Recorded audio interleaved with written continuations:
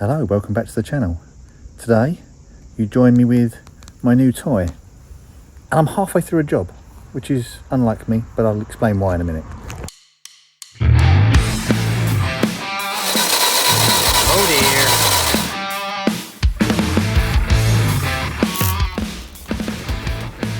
Oh, fire! You don't need a special tool, you need a special tin.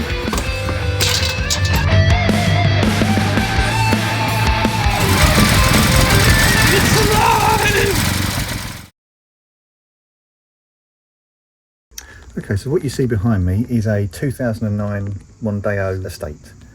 It's my replacement for the old Peugeot, which has now shuffled off this coil and gone to meet its maker. In spectacular fashion, I should add, and I will do a video on that, but not just yet because this has come up first. And it's been running fine. I've had it since March. It's been running beautifully. It's a 2-litre petrol engine to get around ULEZ basically, because I work just inside ULEZ, which is a real pain in the backside. And it's a lovely car, quite comfortable. It had a warranty, all good, and just after the warranty expired, the aircon stopped working, and turns out the aircon wasn't covered by the warranty anyway, so I fixed it myself. And I thought I'd look up a few videos and do a bit of research on the web and try and find a guide, and there isn't one. So I've had to make this up as I go along, so I'll cut to the chase. I've got the aircon rad out and I've got the pump out, and I've changed both, and I'll show you where they are.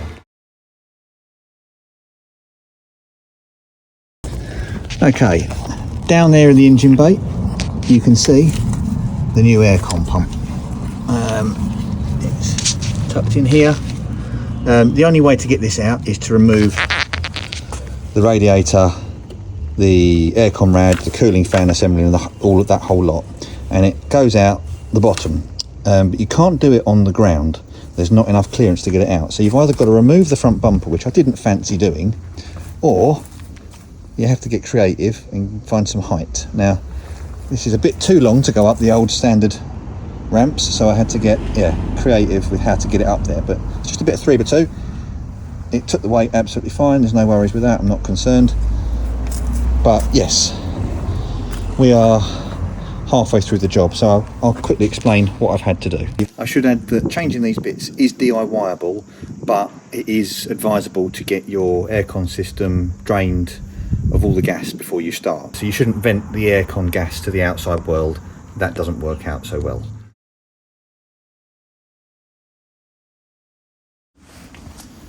First job on the list was to remove the headlights. Now you don't specifically need to get this one out of the way, but it does help. I've got these just loosely resting in here, so I wasn't leaving the whole engine bay exposed at night, but it's just a Torx bit. There's 2 of them, one here and one here, and the headlight unit then comes out. Now it doesn't fit directly out the hole, you have to kind of wiggle it around. So it's lift it up, wiggle it around. It helps also to get these clips here off the front grille. You wiggle it around and eventually it falls into a place where the back of the headlight is just clear enough that it comes out. So it is a bit of a push and a wiggle, but then the whole headlight assembly comes out. You can then unplug this plug here. Okay, I'm under the car now, so next to come off is this lower front tray, so the rad needs to come out and down. There is a stash of 8mm bolts along here, and then there's a stash of clips all the way along the front, round the other side, and then this whole piece here comes out. There's also a couple of other bits of plastic that have to be removed. This bit from the top sits here. Again, you just pop those little clips up and they slide off. This one sits on this side of the engine bay, so I think that one there may be from that side of the engine bay. I'll find out in a little bit when I go to put it back together. Now this piece isn't there at the moment, but I will show you that in a second. On those 4 bolts sits this metal rail. So those 4 bolts, you've got 2 there and 2 there, and the radiator sits on top of them. Correction, it goes this way up. flat edges down. Makes sense because you've got screw holes there, there and there for the under tray, which this car doesn't have. And you can see where the big part of this rubber mounting was sitting in there. There's one of them either side, and then on that sits the entire condenser, cooling rad and fan assembly, all as one thing. On the bottom here is the peg which sits in that rubber foot, another one on the other side down here, and the aircon rad just clips into the front of this assembly. So once you've dropped in, you drain the water off. If you're lucky, down here on the passenger side of the vehicle there is a drain hole, so you can undo that, let the water drain out without making too much mess. But I wasn't lucky, it wouldn't undo. Once you've drained the water out, you can pop the top and bottom hoses off. There's a metal clip that you pull out on the hose, get it completely out of the way, and then you just wiggle the hoses off. They do have a little rubber sealing ring on them, which can be a bit of a pain in the butt. This one didn't really want to come off, but you know, I persuaded it. Once you've dropped this whole assembly down, you drain the water out of it. I'm obviously changing the aircon rad. That was my initial plan. And all you do, get hold of it and lift it up, and it does clip off. There you go, there's one side. Wiggle, wiggle, wiggle. And it just lifts up. And off it comes. He says, as it doesn't lift up and come off. There you go. Bit of a fiddle, but yeah. The condenser rad comes off. Now I don't know whether there is a leak on this or not, but having got to get the rad assembly out to change the compressor anyway, then you may as well, for the extra pennies, put one of these in, as these catch all the stones. You can see there's a few dents and dinks in it. This could well have been leaking as well, but the pump was definitely knackered from the noises it was making. So yeah, that gets the condenser off. I then looked at the rad and thought, you know what, well, I've got this lot apart. It's another £100, but I'll put a rad in it as well. There's what appears to be some damage in the top of it where it may well have been squashed at some point, but you're here anyway. So you've then got the fan assembly on the back. These two top ones are clips. Lever them back, lift up, on the other side, and eventually, as with the front, the fan assembly comes off. And there you go. Old one's off. The fan assembly's there. It's all out of the way.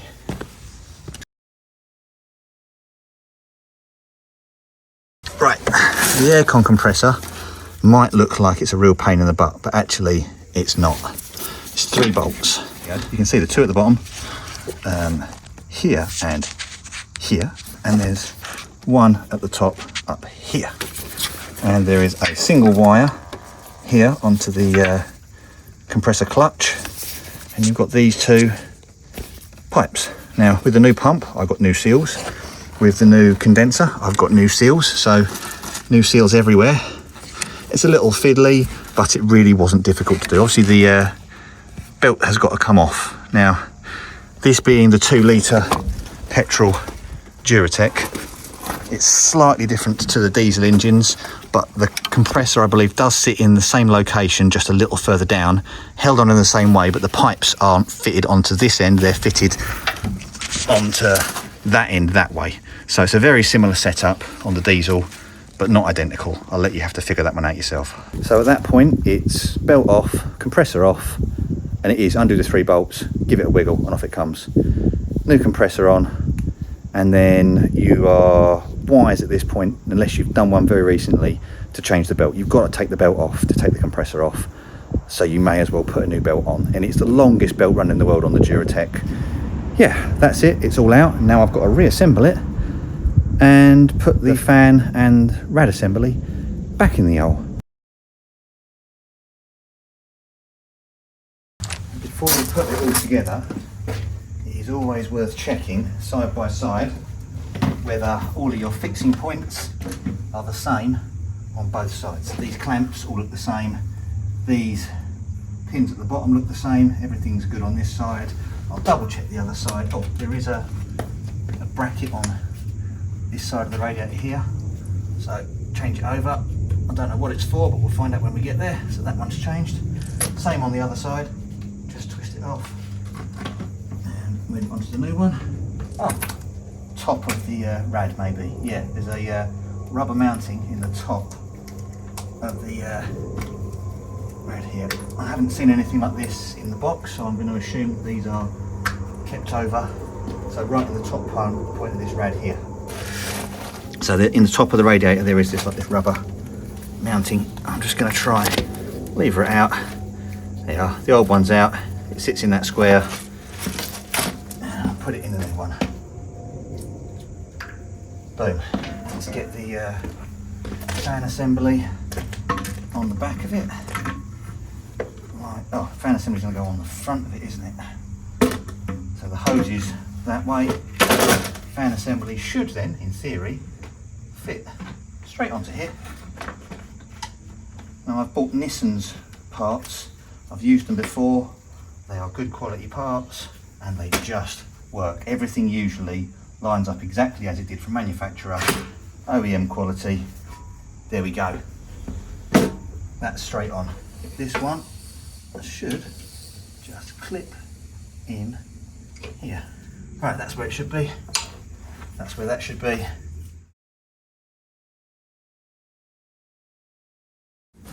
Okay, so fitting these two onto here is just a simple case of twisting them.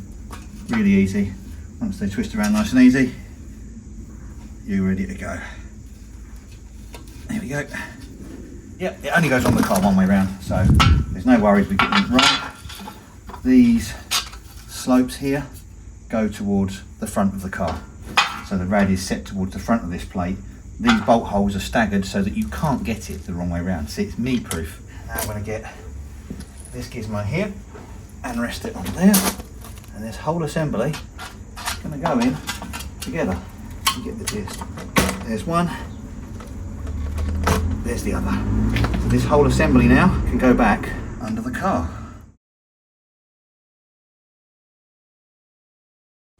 Okay, you can see it doesn't take much to get the rad back under the car with the car up this high. I honestly don't know how easy it would be with the car on the deck, and I'm actually not willing to find out. I've also got nearby an axle stand because it's a bit heavy to be holding up while you're doing it up. Ideally, if you've got a second person handy, that'd be good. You can have them holding it up in place while you put the bolts in the bottom, or vice versa, but I have neither. So I'm going to lift it up into place roughly, or a little bit, and then keep it standing. So it holds it up a little bit, and then you can kind of wiggle it into position. Now there's pipe work and plastic and all sorts of things to avoid on the way up, but as long as you've cleared your space, it should be pretty straightforward. Now at the top there's a couple of plastic pins pointing downwards, and they should line up fairly easily. I'm going to put a screw in this side and then see how it looks on the other side. So I'll put that one in. There we go. It appears I was successful. So these are the pins that I was talking about for locating. Now you can just twist these, twist it a quarter turn, and there is a point at which it will lift out of the car. I'm not lifting this one out, it's a pain in the butt. Another one over here, it's got a broken tab on it, but it does do the same. But you can see the radiator lines up with these pins. So probably not coming out because it's not quite centralised, it's not quite up where it needs to be yet, but it's most of the way there. And this is, you can see the pipe work that's sort of in the way. You can now start moving stuff around, get it where it needs to be. So your main top rad pipe is like an up and over jobby, and it sits on there. The lower one is sort of in the right place. These overflow pipes, we'll deal with them in a minute when it comes to it, and your two aircon pipes down here. This is why it's essential to have the headlight out, because you really do need this access here. It makes it a lot easier getting this one off, I tell you. On this side, not really essential. Kind of, you can get this one off otherwise, but it does help a little bit for access over here, getting this out. let's assess where we are and get these 2, 3 or 4 screws done up in the bottom under here. Oh yeah, I'll show you this. So there's 2 in the bottom here, and there should be 2 in the bottom about there. You can just about see it over there.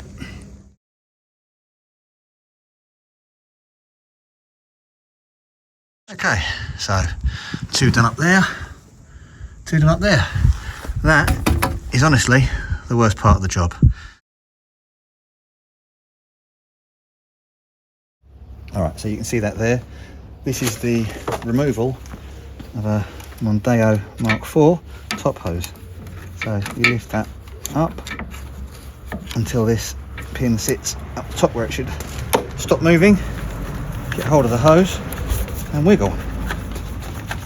And it should just wiggle off like so. That's it. And when you want to put it back, put the clip down, let it line itself up, push it on, and there you go. Clicks into place. Okay, I've pulled that pipe back off so you can see how these clips go on, but they are universal, doesn't really matter.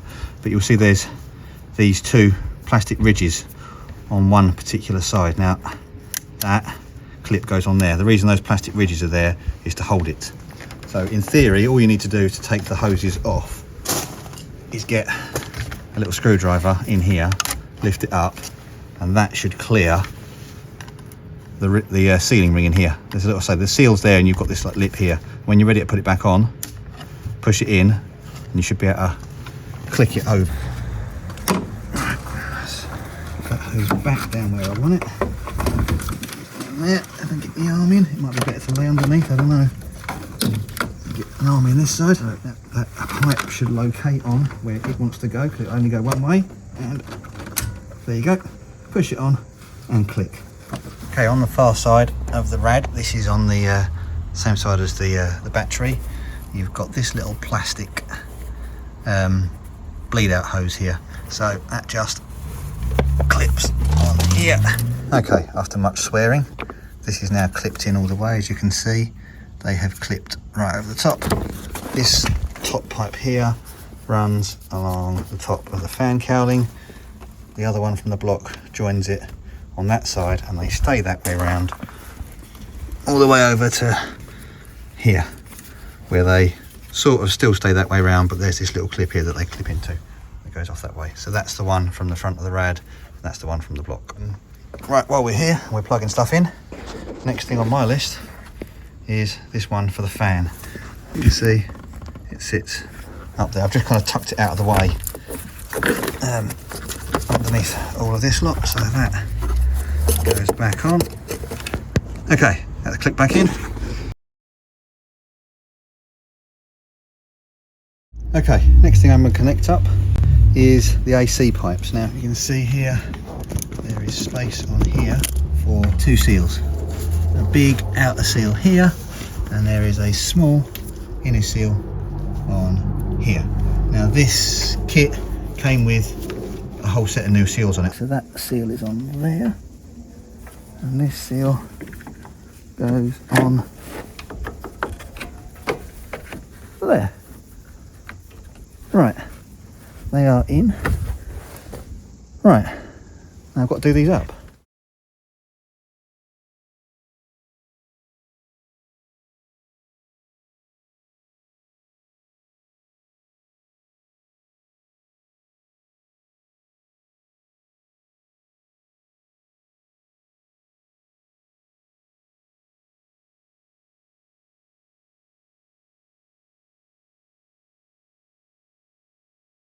Both of these went in. I had to put the top, take the bottom one out completely, put the top one in first, pick the seal up because I dropped it, clean it, then put the bottom one in afterwards. They are now in and done up, and in the top there nicely you have located the filling hole. Let's start looking for what's next. I think it's going to be these bits of cowling that sit in here. Okay, first bit I'm going to deal with is this ugly bit of plastic here. Now it goes in from underneath.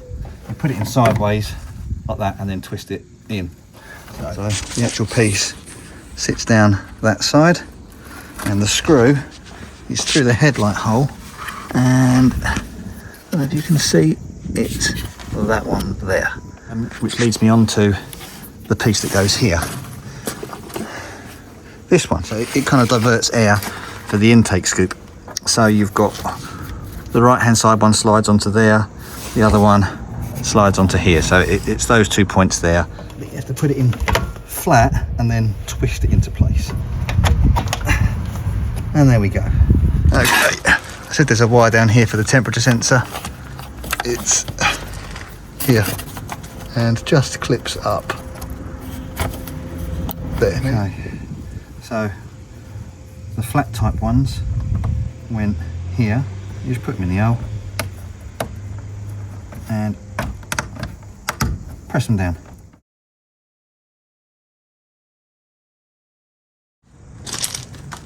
Okay, borrowing the headlights, it now looks like everything is where it should be. So I'll put some coolant in. Let's see whether this is a self-bleeding system, shall we? Should be. Sounds like it is. Glug, glug, glug, glug, glug. Thirsty old girl. Sitting just above the max line there. We've stopped gurgling. Alright, let's start it up and see if it works.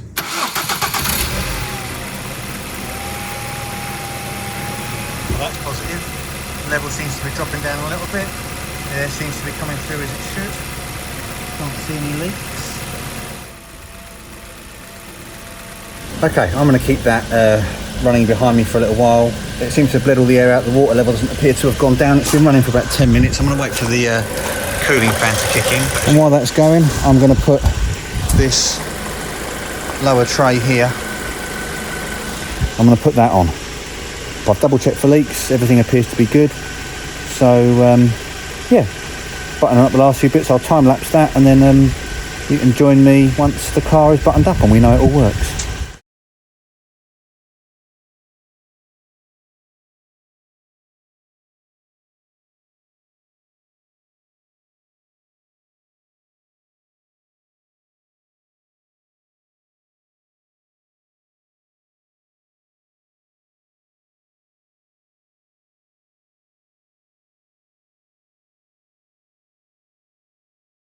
Fan's running, or at least it was. Only slowly, but that's what it needs at the moment. Water level's just under max, but it's above min, and we're on an angle, so that should level itself out all right. And we're running good. So yeah, under trays in. All that's really left is headlights and drive it off the ramp. Hooray!